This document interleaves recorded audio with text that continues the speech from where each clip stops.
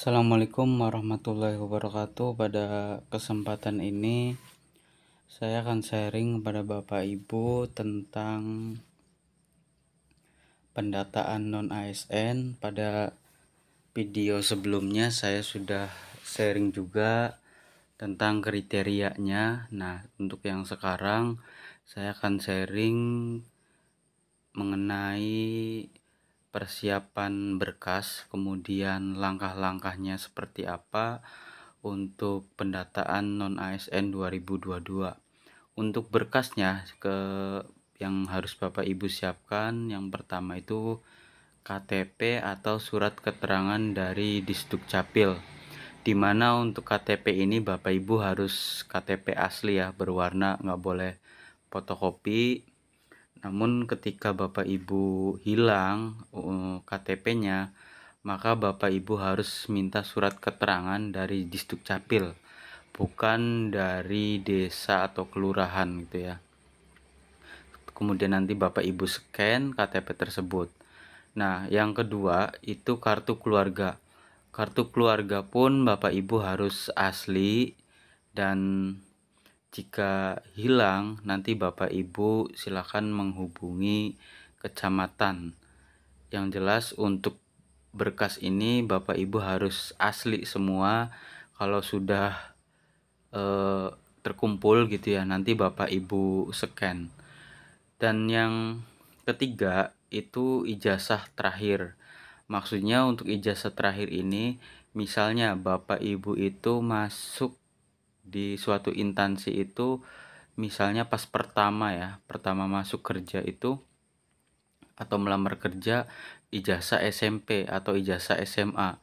Kemudian dalam kurun 2 tahun berikutnya Bapak Ibu itu kuliah misalnya. Nah, nantinya yang harus Bapak Ibu siapkan itu bukan ijazah SMA-nya ya, tapi ijazah terakhirnya atau ijazah S1 yang Bapak Ibu sudah tempuh. Karena memang untuk pendataan ini sekiranya dokumen yang terbaru. Kalaupun misalnya pas awal ijazahnya SMP, ijazahnya SMA ya, atau KTP-nya KTP lama, maka semuanya yang terbaru. Kemudian selain ijazah itu ada pas foto. Sediakan pas foto yang berbackground biru, usahakan dengan pakaian rapi, yang kalau bisa ya berwarna putih lah. Kemudian di sini ada swafoto juga. Swafoto itu Bapak Ibu foto selfie ya. Jadi bentuk close up dari wajah Bapak Ibu harus ditampilkan. Nanti pencahayaan harus jelas karena nanti akan diupload pada website tersebut. Kemudian surat keputusan. Nah, surat keputusan ini sangat penting karena memang dasar dari masa kerja itu dari surat keputusan. Surat keputusan itu harus asli. Kalaupun Bapak Ibu ada fotokopian misalnya karena yang aslinya hilang, itu Bapak Ibu bisa meminta legalisir oleh pejabat yang berwenang, atau misalnya kepala sekolah atau kepala yayasan yang sekiranya kepala unit kerja lah, seperti itu ya Bapak Ibu. Nah, kemudian selain SK itu ada bukti pembayaran gaji. Maksud dari bukti pembayaran gaji ini bentuk SPJ dari Bapak Ibu ketika menerima gaji per bulan, itu kan ada buktinya atau ada tanda tangan yang Bapak Ibu nerima dengan gaji segini gitu. Nanti Bapak Ibu dari awal masuk menerima SK, kemudian bulan berikutnya itu kan menerima pembayaran gaji. Nah, nanti Bapak Ibu kumpulkan sampai sekarang. Kemudian berkas sudah saya sharing tadi ya.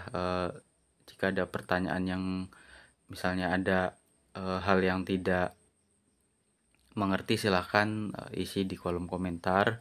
Nah, di sini jika sudah diverifikasi dan memenuhi syarat oleh tim pendataan dari BKPSDM ya, langkahnya itu nanti ada beberapa langkah ya.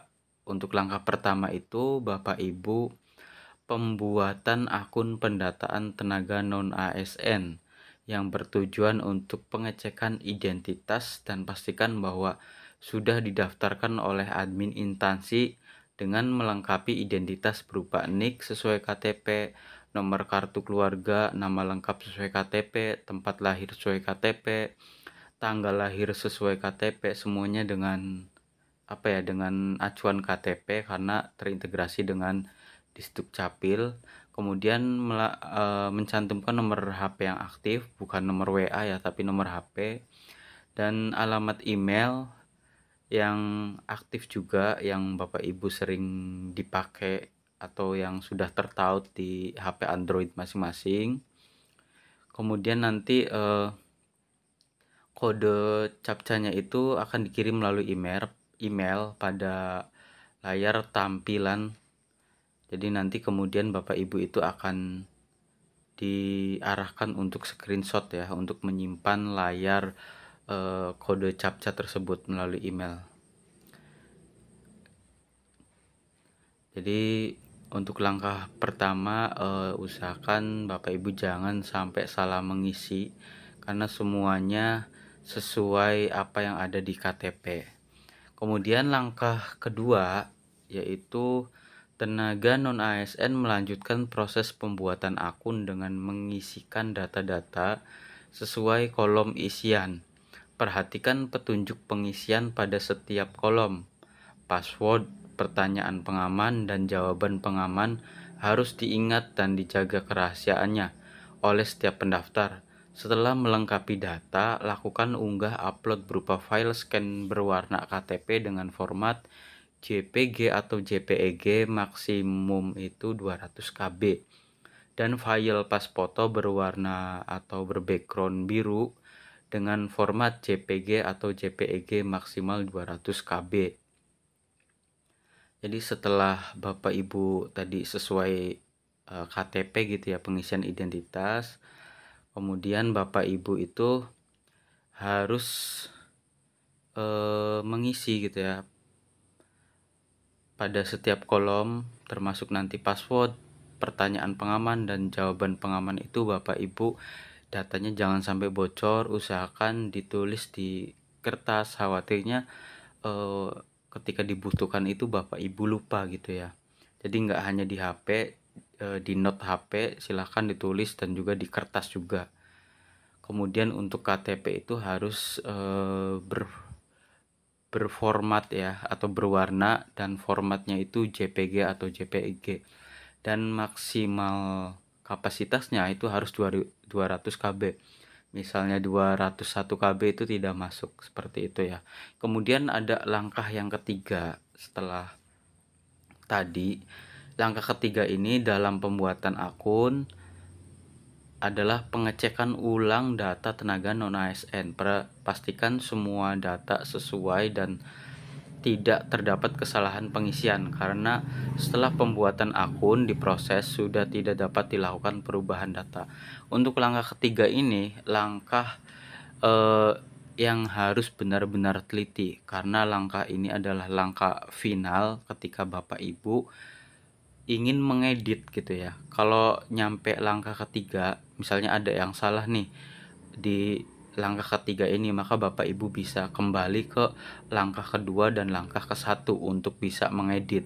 Namun ketika Bapak Ibu sudah tampil langkah ketiga atau sudah melakukan proses ketiga langkah ini, maka ada tampilan resume yang nantinya identitas Bapak Ibu itu ada tercantum di layar. Nah, pastikan semuanya itu benar sesuai KTP dan sesuai apa yang ada di juknis pendataan tersebut. Jika sudah pada resume ini, nanti Bapak Ibu tidak bisa mengedit ya. Nah, setelah benar-benar langkah ketiga itu fix, nanti Bapak Ibu lanjut ke langkah keempat. Langkah keempat ini di mana Bapak Ibu tidak bisa mengedit. Nantinya sebagai bukti bahwa Bapak Ibu sudah mengisi dengan benar, maka Bapak Ibu harus mencetak kartu informasi akun yang kemudian dikonfirmasi ke BKPSDM.